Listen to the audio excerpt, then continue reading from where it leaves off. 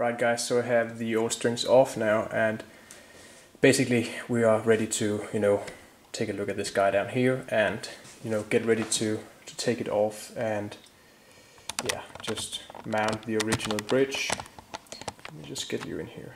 And, then we can basically take it from there. I believe that we can lift it this up right here, take out the spring, and, just lay this down again. We're going to take the spring and we're going to set it over here.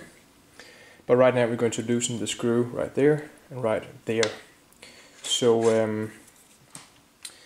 we're going to find a matching screwdriver so we don't strip out anything.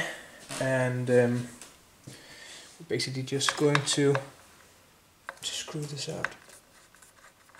Just loosen the screws. And that should go fairly easy. Just like this. 2 small screws there. Just lay them over at the spring. And right now we should basically be able to, lift it all off here. But we still have the strings or the, screws attached down here, so we can't remove it right away. But we can at least push it off to the side here and just let it sit down there, and we can take a flat-headed screwdriver and take out the posts right there. So I have a flat-headed over here, just basically a good nice long and wide flat-headed screwdriver, and we can basically start turning them loose. Foot loose. Ha. Okay, just kidding. This is madness. Crazy house. No. Alright. We've got the screws out here. And we can basically just get them out here without any problems. Take off remaining parts here. And just basically put them aside. And hey, now this guitar basically looks like a regular Les Paul. But right now we just have to, we have to take a look at the end down here, because we have to screw out the rest of this. So we're basically just going to take the screwdriver again and just loosen the upper parts, so we can take off this piece, and then we can take a look at getting the rest out, because I suspect that some of the base plate of this are mounted underneath the the basic strap button here, so we have to take that out as well. And we just have to get a bigger screwdriver for that. And guys, it's always nice to have the right tools and a good set of tools to match any screws and whatnot, because you can easily end up stripping a lot of screws, and it can be quite a challenge to find something that matches afterwards. So it's nice to be able to have everything. And out comes this guy, the strap button, and the little felt button. I'm just going to place it over here with the original tail piece. Basically right now we have 2 individual parts, but we're just going to insert the screws back at that, and we can just keep it nice and together, so we know where it is. We can just screw them in, and I will basically just do that, and we will have to take a look at the the little, you know, strap insert down here, because the owner complained about that he was afraid that the screw was stripping out. So we have to take a look at that and see if we need to plug it with something, a dowel perhaps, and then, you know, just get it back into shape. But here's the Bigsby, and it's now, you know, taken off the guitar, and we're ready to mount the old one. So we should have no problem there, and I'll just be back, guys.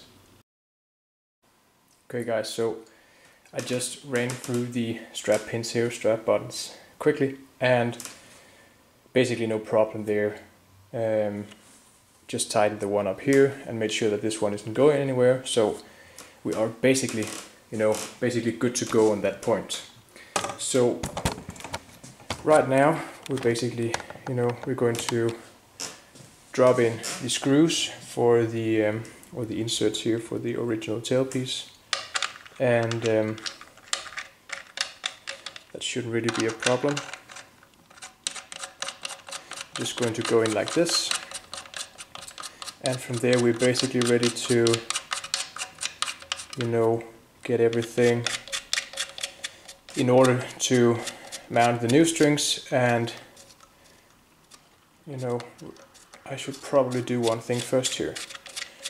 It's always a good idea to, you know, whether it's a truss rod, your basic, you know, bridge adjustments up here, or your tailpiece adjusters, take your vacuum cleaner and, you know, just clean up the holes, and perhaps give the screws or the threads here some oil to lube it and make it, you just, you know, adjust better and go in properly. So let me just do that, guys, and, you know, you can just use a little dab of oil on it and basically just lube the thing up, and you should be able to get it in there. So let me just do that and I'll be back. Right guys, so I've just oiled the threads here in the bushings, and, you know, things are just getting in real nice, no problem. They are functioning as they should, and we're basically just going to adjust these all the way down. And, you know, that's basically what I do on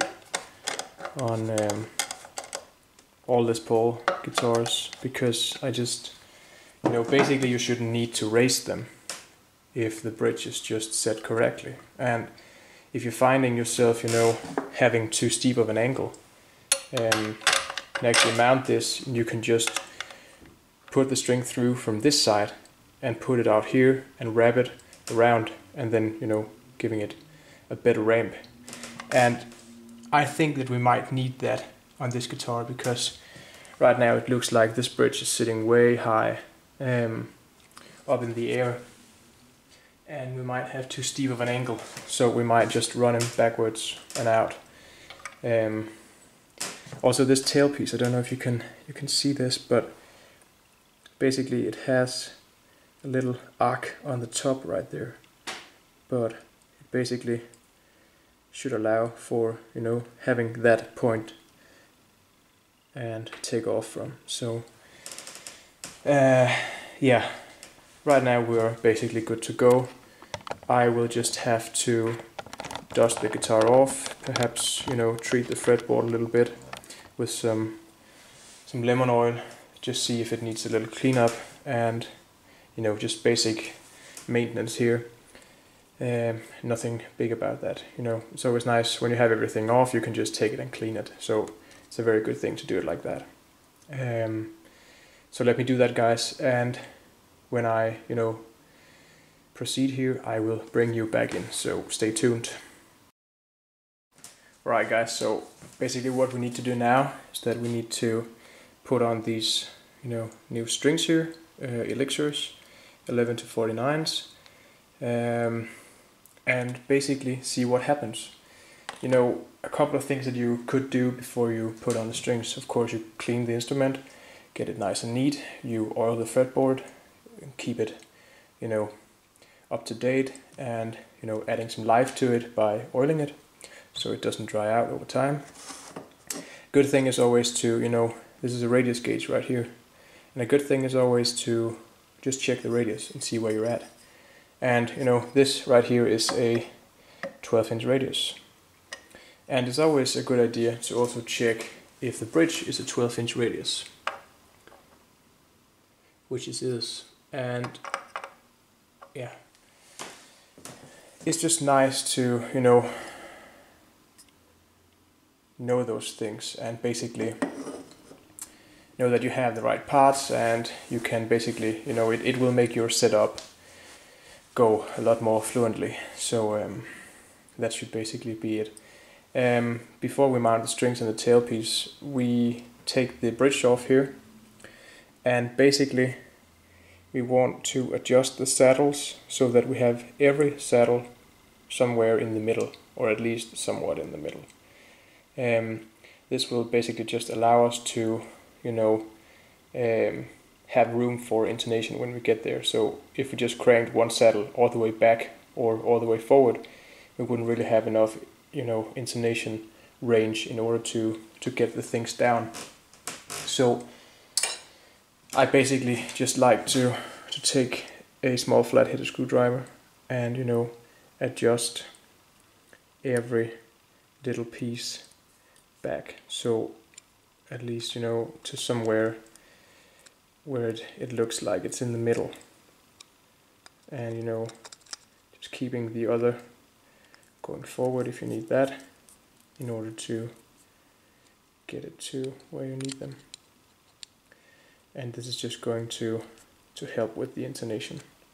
We have to do that. And you know, you can always get another bridge that, if you find that intonation isn't possible, you might have to go through some of the basic setup things, that checking the relief and checking the knot action. But if this thing doesn't intonate, you have the option of getting a Tone Pros bridge, which is actually, you know, a similar bridge here but with wider intonation range. And I have installed a couple of those on some guitars that I've worked on, and the intonation is always spot on. But I don't suspect that we should have any problem with this here. Let me just check if, yeah, we're basically, as you can see here, we're basically quite close. So we should have any problems there. You know, it's always, on some saddles you see 3 saddles facing, you know, forward, and 3 saddles facing backwards here. It all depends on the intonation as well. You can reverse 3 saddles and it will give you that little bit extra of intonation. But you also have to take into account that where can you easily access these, you know, intonation screws? Will it be better by placing it with the intonation screws facing this way, or will it be better by facing the intonation screws the other way here, you know, so that it faces the pickup? Where will you be able to adjust them, you know, the best? And I'm basically just going to leave it here so we can adjust it from, you know, this side in without having the pickup to think about. And I believe we should be able to do this even though the tailpiece is mounted. We should still be able to get in there. But as I said, right now I think we're going to put the strings in backwards. You know, put it in from the side over here, trace it all the way through, and wrap it around the post in order to give us, you know, a better angle for the strings to ramp on. So I believe that we're going to do that. And you know, the action is somewhat set, but we'll have to check it again when we get the strings on, when we stretch them out, and, you know, basically have anything in that order. So let me get the strings out, guys, and I will patch them through and we can take it from there. So stay tuned.